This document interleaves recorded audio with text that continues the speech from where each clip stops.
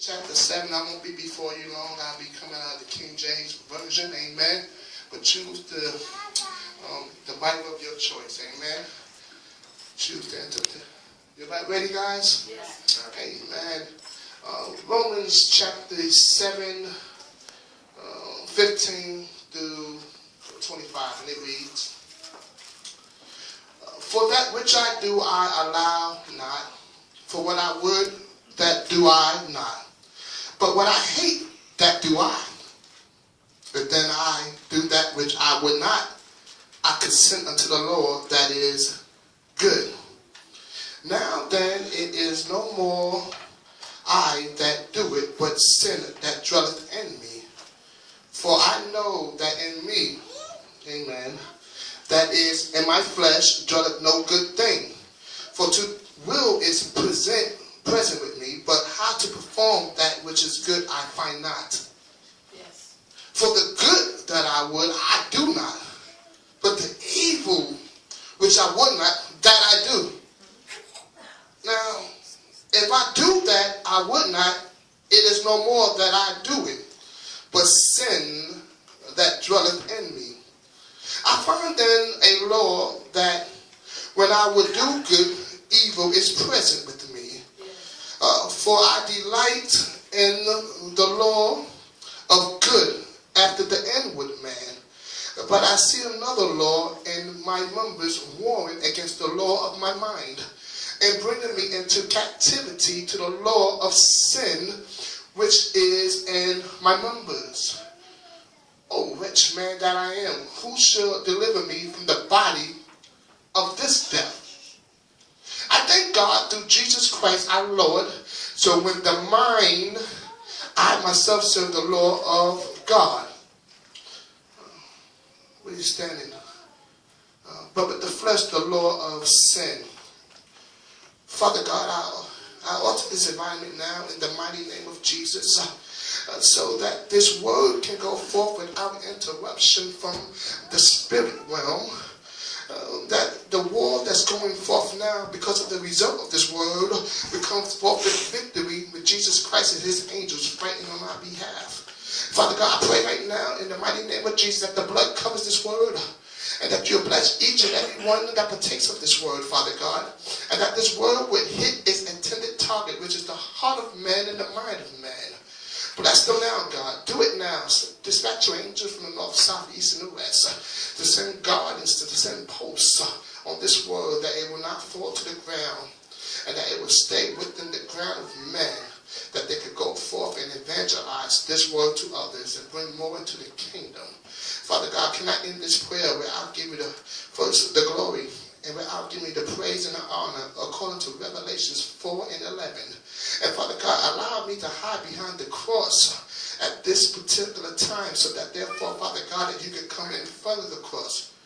Therefore, according to John the Baptist, John 3 and 30, I decrease while you increase. You begin to honor, praise, and glory in the mighty name of Jesus.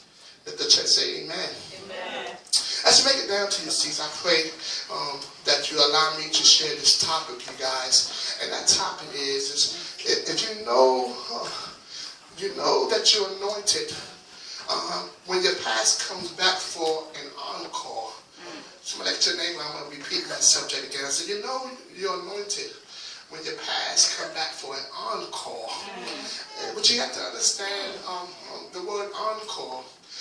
It simply just means it's a demand for a reappearance. Or it's an additional performance.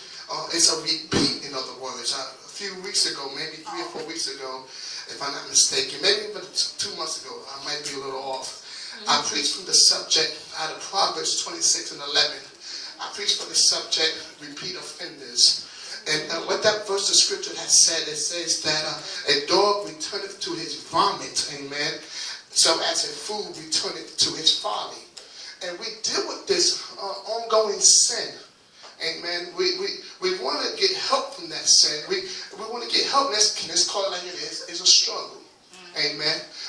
We dealing with, everybody got their individual struggles. Come on now. Right. Let's keep it real. Right. Who is we to judge somebody because of their struggle? Amen. Right. The Bible Bible says in Matthew 7:1 that we should not judge nobody so that we will not be judged. We run about the skeletons in people closets where we got cemetery plots in ours. But we all dealing with a particular sin, and we try to hide it from the fact because we are in church. Oh, can I talk to somebody? I remember at one time, some years ago, I used to struggle with cigarettes. I used to smoke Newports. Well, I can smoke a Newport now. I smoked the 100s. I smoked the regular. I didn't smoke the mediums. I know how to say somebody a short. I know how to ask somebody to give me a short. I know how to smoke the cigarette. I smoke it real good. I look good smoking a cigarette. See, sometimes you love to sin, amen? When you was in the world, it was good. Just keep it real, amen? But then when you get into the church, it becomes a struggle because you want to do the right thing for God. Yes. And so the Apostle Paul, he's penning this here epistle, this letter, not saying that this is the Apostle Paul in particular, amen, but this is a person of interest, amen, in which he's trying to describe, and I believe truly in my heart of all hearts, that the person that he's just trying to describe, the Apostle Paul, is us, the church folk. The ones that, amen, was once in the world, but now that they are in the church, they're dealing with this thing called sin. They're dealing with a struggle.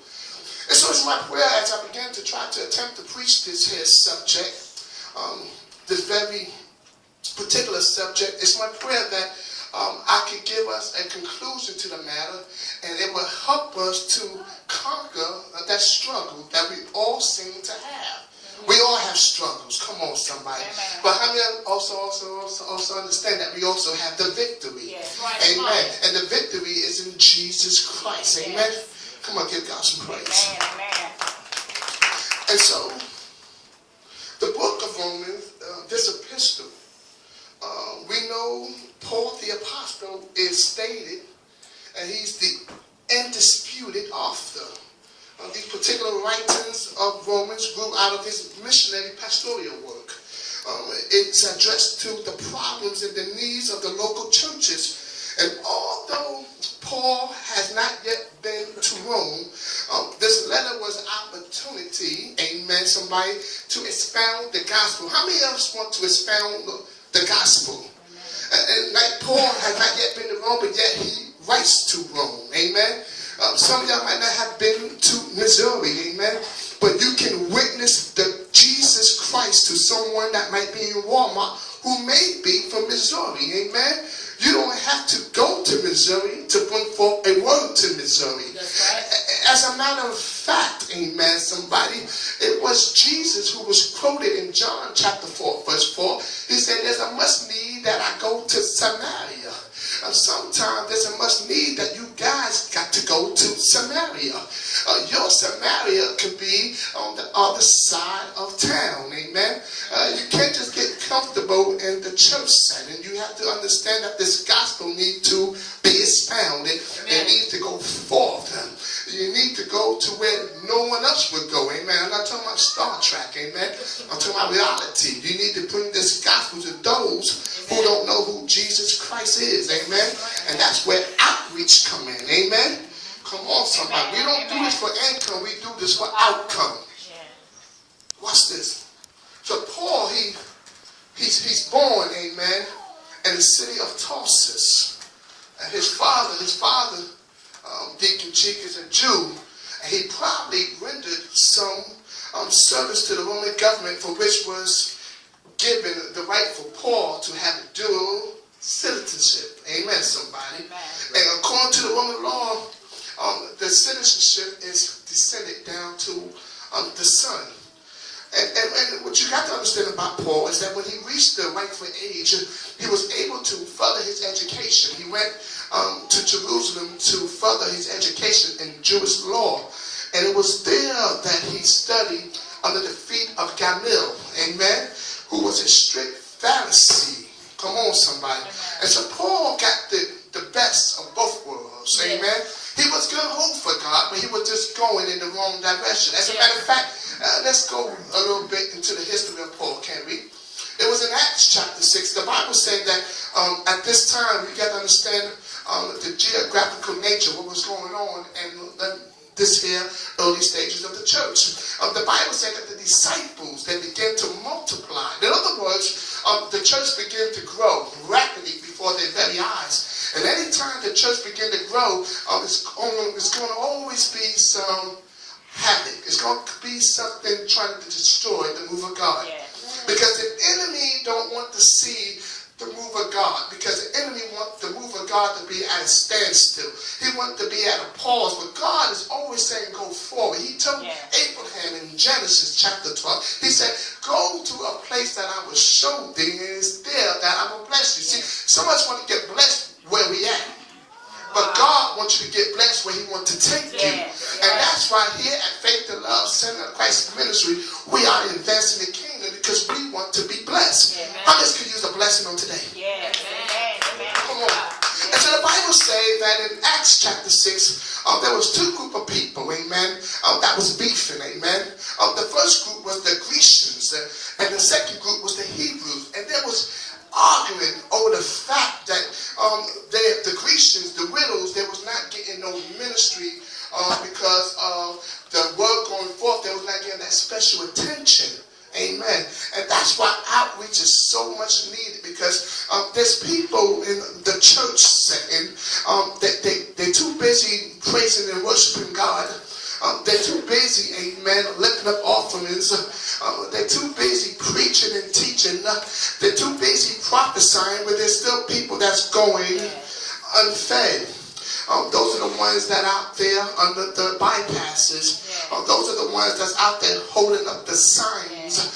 They're going mistreated. But I like how these scholars decided to take care of this stuff. In Acts chapter 6, the Bible said that they came to a conclusion to choose out of everybody 7 men full of the Holy Ghost, full of wisdom, so that they can serve these Christians' widows. Amen. And see, sometimes when you have a church setting, and not everybody can go with you to feed the homeless, because you have to have a calling of wisdom to do such. You have to have and be fulfilled with the Holy Spirit, because you can't go out there with a judgmental mindset. They might smell to you, but if you, like the Apostle Paul in 1 Corinthians 15:31, you're dead to that. Amen. You have to die daily. And so not everybody can do outreach. It's not for everybody. Let's continue to hang out the fans. Let's continue to do praise and worship. Let's continue to stay there and praise God. But when it comes to outreach, it's not for everybody. Amen. But I thank God that we're still one body. You know, I can't raise my hand without my arm. Amen. And so we'll still need folks to be in their proper lane. Amen. And so the Bible says that they choose out 7 people full of the Holy Ghost. Amen. And full of wisdom. And the first person that they choose is Apostle Sean. Is they choose a man called Stephen. Now Stephen, he was young, he was bright, he was full of the Holy Spirit, and he was full of wisdom, Sister Wanda. Amen, somebody. And he was the number 1 candidate. And then they also chose Philip. And then they chose Prochorus. And they chose Nicanor. And they chose Timion. And they chose Paramus and Nicholas. They chose 7 men full of the Holy Ghost and full of wisdom. How many of us want to be servants today? How many of us want to be a part of that 7 clan? I remember what the psalmist said in Psalms 84:10. He said, I'd rather be a doorkeeper in the house of the Lord. The problem is that everybody want to, or rather be an apostle. Everybody want and rather be a pastor. Everybody want to be an elder. They want to be this and they want to be that. But the only thing that grow overnight is mushrooms. Amen. This here walk is going to take some time. Amen. You got to allow the Holy Ghost to fill you up. Amen. Come on, somebody. Even when you get gas in your car, you don't fill your gas tank up in 2 seconds. Amen. You stay there for a while and you fill it up. Amen. Give God some praise. I'm going to try to work this.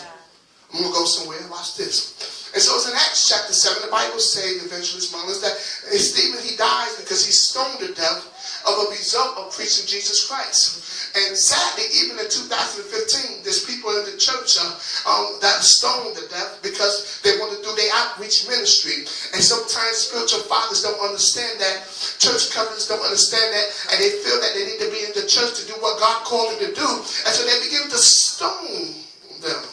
Because the truth of the matter is that the leader do not understand that the call is not only on the leader life, but it's also on the life of their sheep. I can't get no help here.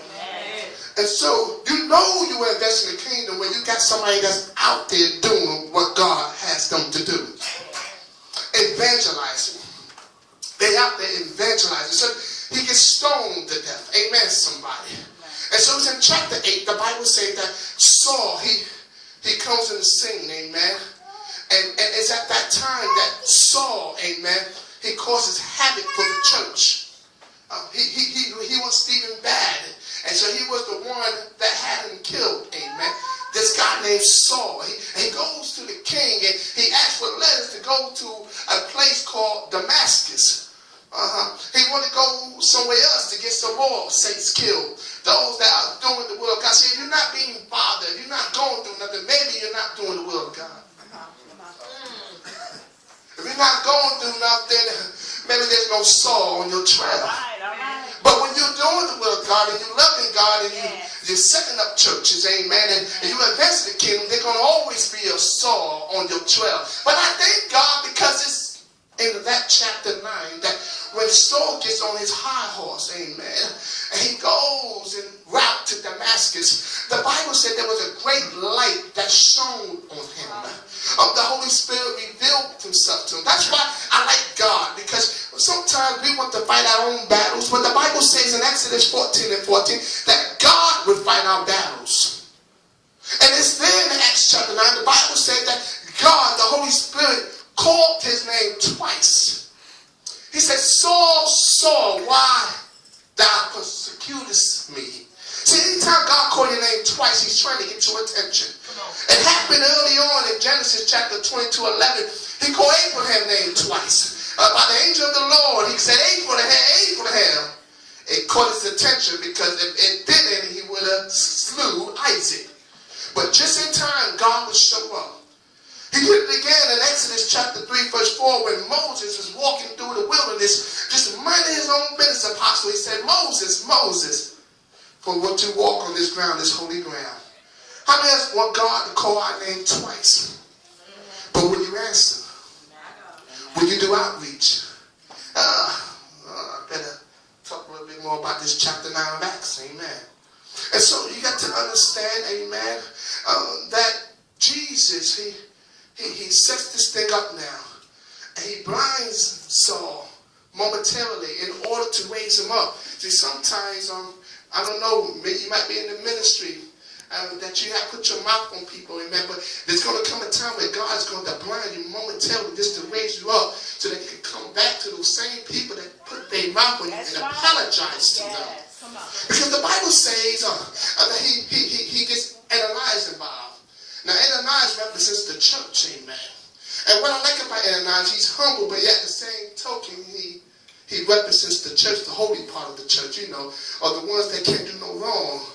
Because Ananias began to tell God, he said, now, you want me to lay hands on who? You want me to lay hands on Paul? God, on Saul, you know what Saul did? Now, how many of us know that God is omniscient? He knows everything. He created the heavens and the earth that was forming void and darkness was part of the deep. This is the God that Ananias is trying to question. Ananias represents the church. And so when God moved on the heart of leadership, and leadership did not recognize the voice of God because of selfish reasons, they're going to get in trouble with God. See, God can use a crackhead to do praise and worship. Oh, come on, somebody. He said he gives gifts without repentance. And the problem with that is that we get to a point that we think we have arrived and no one else is behind you. But last time I checked the traffic report, there was bumper to bumper. It was congestion on the highway. God can use everybody. Because that's the type of God he is. And so Ananias, he comes to his senses real quickly. And he lays hands on Saul. Amen, somebody. And later on in Acts chapter 9, the Bible says, Deacon Chief, that Saul, he gets the teaching he needs, the tutelage. He gets the prayer he needs, and he begins to reveal some stuff about Jesus Christ. He learns who Jesus is for himself. He accepts Jesus as his personal Lord and Savior. He's ready to do ministry now, real ministry. Amen. And the Bible says that Barnabas comes in, and Barnabas questions the very anointing in the life of Paul. Why? Because of his past, because of his history. And that's what's wrong with the church today. They don't believe that if you did 15 years in prison, you cannot preach behind the pulpit. But the devil is not a liar, he's a liar. God can call who he wants to call, amen. And he can make a donkey talk, amen. He can make somebody that came out of prison preach the gospel. That's right. And those are the type of people he will use. Even Matthew, he was a tax collector. And he stopped doing those taxes and followed after Jesus. Amen. Come on, give God some praise. Amen. Hallelujah.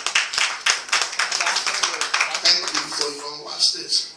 And so we're in the book of Romans, amen. Amen. Come on, somebody.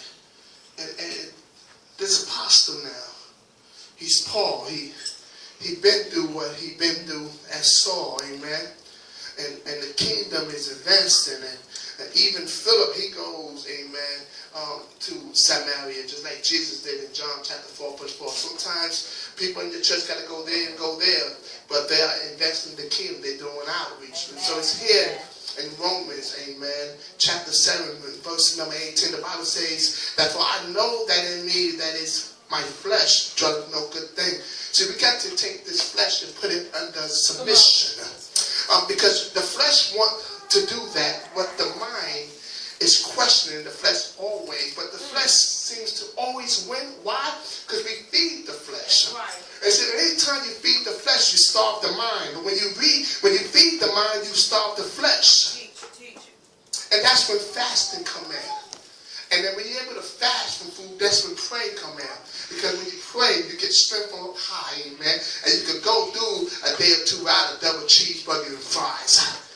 McDonald's is commercial break.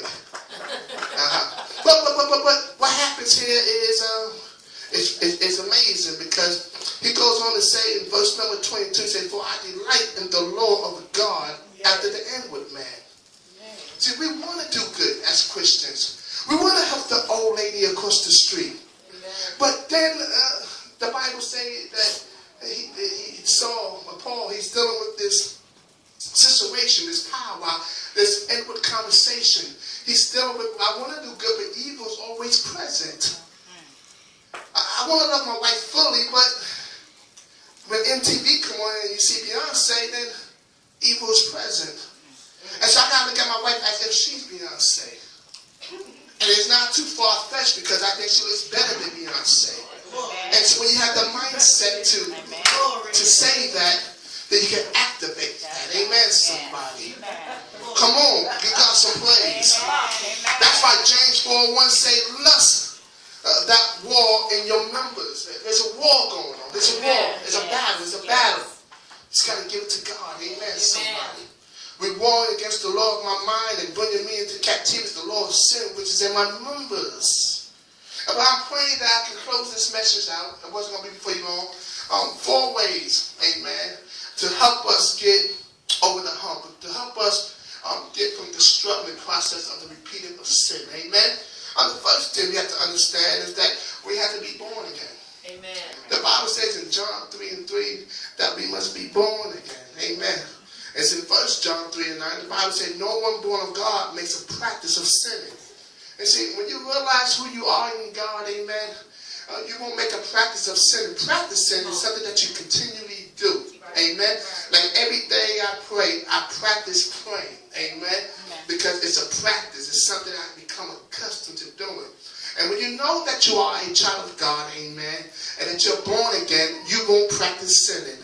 As a matter of fact, you will shun from it. You will run from it. You will flee from it, because it's not of God. And although we are in the season of grace, amen, God is still high and he's still looking low. Amen. He still sees everything you do. Amen. But we're not going to take advantage of God Amen. In this season of grace. Amen. Because someone thought they could do that. They thought they could get it right on today. And they did not wake up on today. Amen, somebody. So we got to be able to understand who we are in God. So first, you have to be born again. Yes. Amen. Come on, somebody. Give God some praise.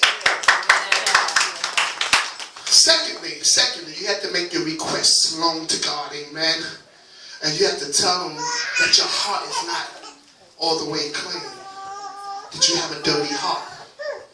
The Bible says in Psalms 51 and 10, that David, he talks to God. He said, create in me a what? A clean heart, O God, and renew a right spirit. Sometimes we deal with this sin because our spirit ain't right. Come on, somebody.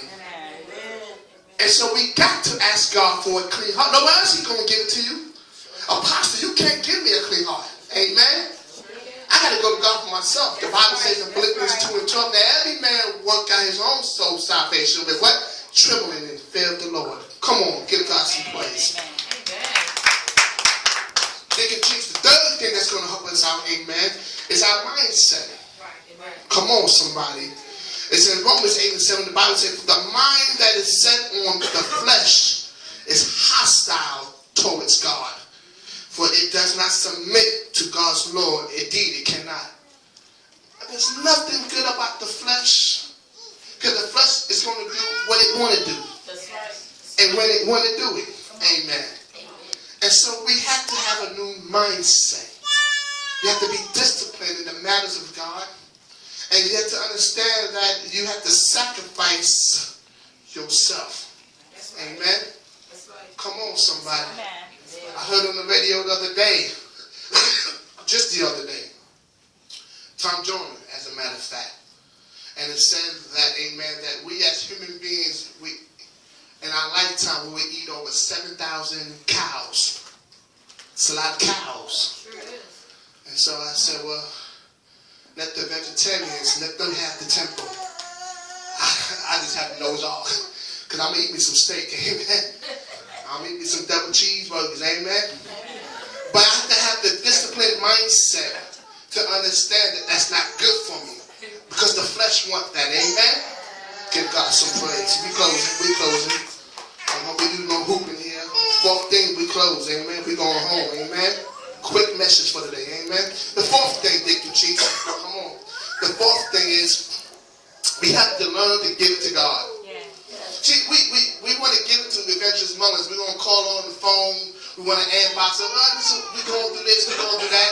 We want to give it to Deacon Cheeks. Deacon Cheeks, let me tell you what such and such did. No. We got to learn to give it to God. Amen, somebody.